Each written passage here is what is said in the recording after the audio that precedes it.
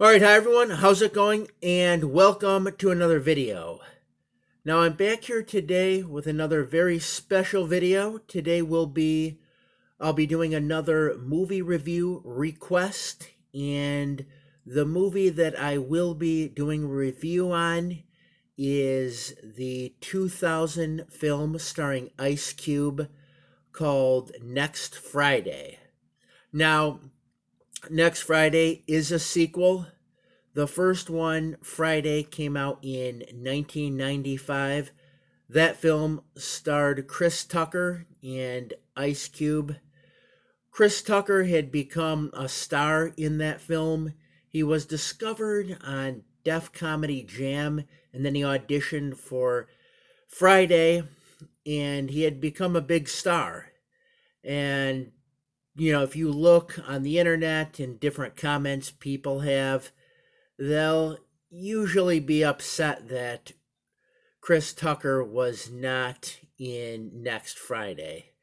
And that's because he had gotten other film roles. He was doing those Rush Hour films with Jackie Chan, and the first Rush Hour film ended up being a huge hit. It did, from what I understand, it did $240 million at the box office. And Rush Hour 2 ended up doing even better than the first one. The third Rush Hour film didn't do as good as the second Rush Hour film at the box office, but it still did pretty good. And now there's been talk of doing a Rush Hour 4. So, anyways, Chris Tucker had become a star because of the film Friday. And he then, like I said, did those Rush Hour films. After that, though, he got very picky about what film roles he would take because he wanted something very clever, kind of like Rush Hour, something that was unique like that film. So he got really picky with picking film roles. And then what eventually happened, or at least what I think happened, was the film roles that would have gone to him then went to Kevin Hart instead. But yeah, he was a big star at one point because of the film Friday. But anyways, you hear what people have to say. A lot of people seem to feel that the first Friday film was better than the second. And that's how people feel about a lot of sequels. And that certainly can be said because usually the first movie is better than the second one. That's usually the case. Not always. In fact, I think I'm going to do a video at some point on sequels that are actually better than the first film because there are some. I think that would make a cool video. Anyways, getting back to this, the film Friday, like I said, it stars Ice Cube. Ice Cube wrote Next Friday. He also produced it. He wasn't the director, though. But, anyways, I watched this film, and there will be spoilers in this movie review, so spoiler alert. But, then again, the film has been out for 20 years now, so I don't think I really need to say that. It's been out a long time. But, yeah, I did like this movie. I didn't love it, but I did like it. And, even if you're not a fan of hip hop, I think you would still like this film if you like stoner comedies or buddy genre films. I think you would like it if you're into those types of movies. There were some funny parts in this film, and there were some funny parts, and I'm sure there's some funny parts in the first film as well. I actually did not see the first film, but I did go back and I did see how the first film ended, and the first film ended with a fight scene between the character Craig, played by Ice Cube, and the character Debo, played by Thomas Lister. And basically, the fight they had was very reminiscent of a 1990s hardcore pro wrestling match. They're throwing bricks at each other.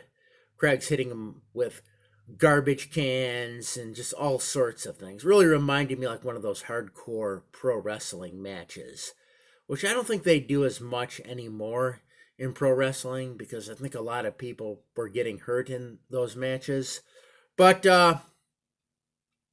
anyways, Craig ends up knocking the Debo character out, and then the film next Friday begins with the Debo character going to jail, and then after 4 years, so it takes place 4 years after the first film, the Debo character escapes, and now he's looking for Craig. He's coming after him. He wants a rematch. And Craig is then sent to live in the suburbs with his Uncle Elroy and his cousin Day Day. Now, Debo is played by, like I said, the actor Thomas Lister. And I was trying to think where I had recognized him before. Then I did look it up, and I saw that he was the character Zeus in the film No Holds Barred. And I remember that. I remember watching those wrestling matches back around 89, 90.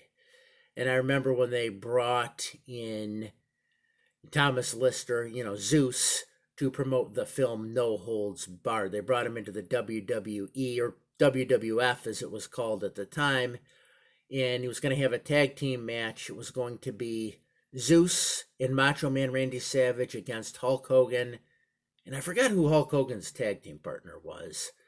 But anyways, yeah, they had a match, and apparently Vince McMahon even offered the heavyweight title to Thomas Lister, Zeus.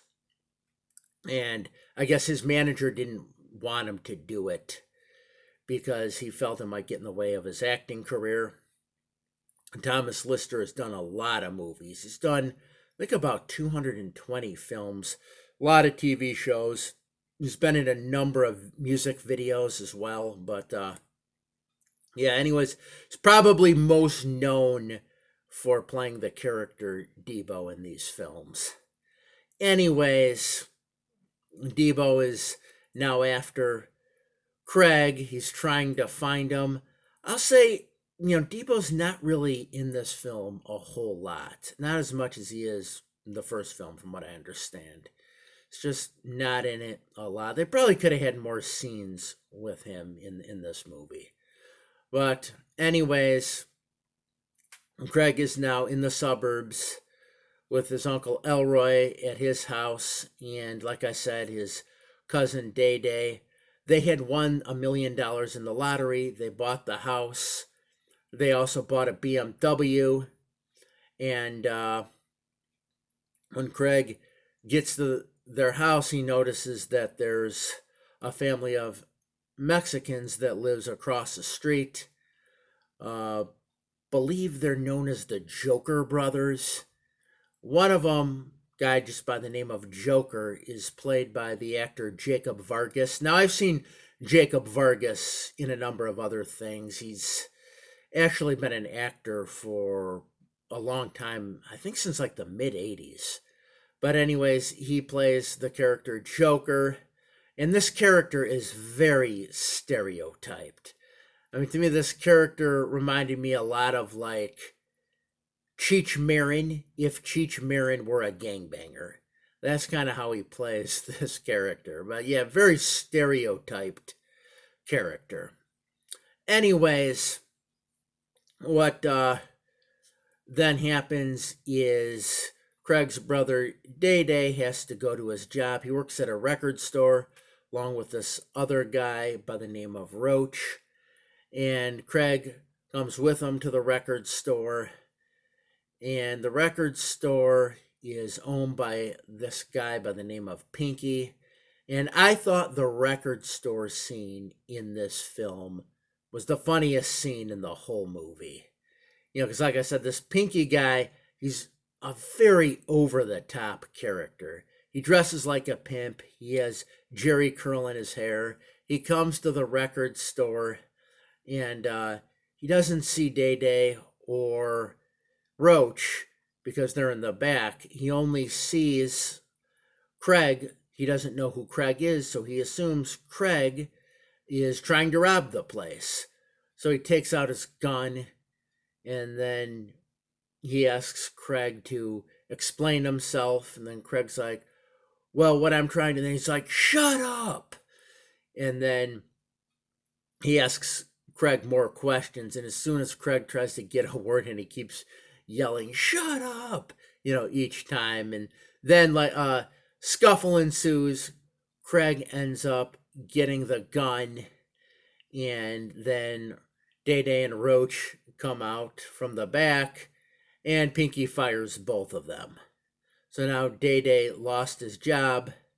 But to make matters worse, when he gets back home to his house, a mailman arrives, played by Michael Rappaport, and he delivers a notice that they're going to lose their house unless they pay their property taxes. Well, they don't know how to get the money, but they do notice across the street the Mexicans are carrying these like hydraulic canisters, and they assume that maybe there's money inside the canister. So, anyways, what then happens is the Mexicans have a party, and Craig decides he's going to sneak in and get the canister, see if it has money in it. So he sneaks in. He's about to be discovered, but one of the sisters of the Joker brothers allows him to hide in a room. He then gets the canister. He has the canister. He sees that there's money in the canister, and she helps him escape through the window. There's sort of a minor romantic subplot, but it's just that. It's just minor. It's nothing major in this film.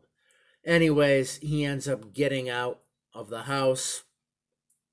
However, the Joker brothers find out that the money is missing, and at around this time, Day Day and Roach end up ringing the doorbell, and the Joker brothers answer the door, pointing their guns. One of them's like an AK-47 at Day Day and Roach. They then tie up Day Day and Roach.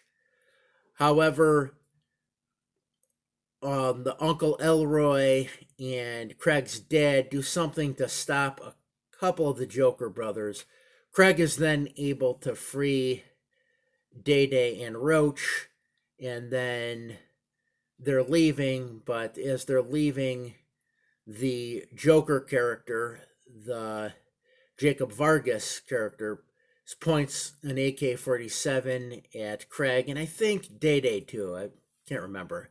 But anyways, as he's doing this, right behind him rises Debo. And they kind of do it like you see in monster movies, where there's a monster that just kind of like rises from the ground behind a character, and the character's unaware of what's behind them. That's what they do in this scene. And it's Debo. Debo hits this Joker character on the head, knocks him out. Then what happens is the cops arrive. They arrest Debo. They arrest the Joker brothers because apparently, I guess the Joker brothers were in the penitentiary. I think there is some mention of that.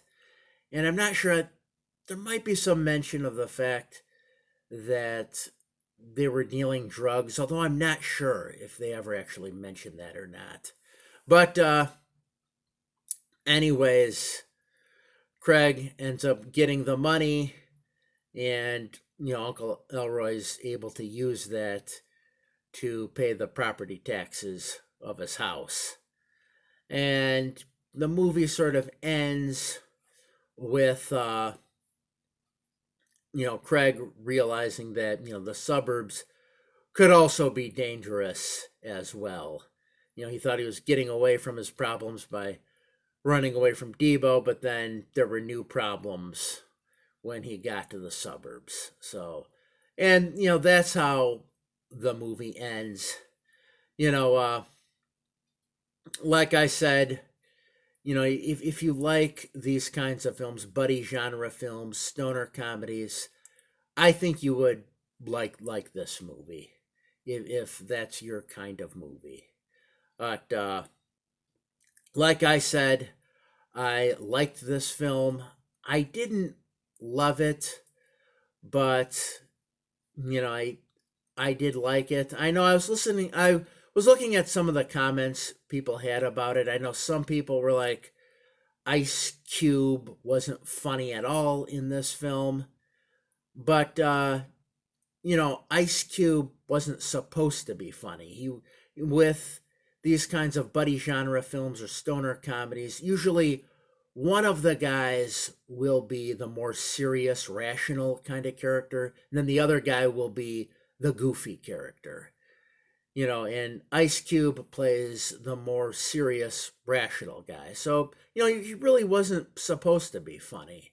Supposed to play that more logical, rational character. But anyways, yeah, that's my review.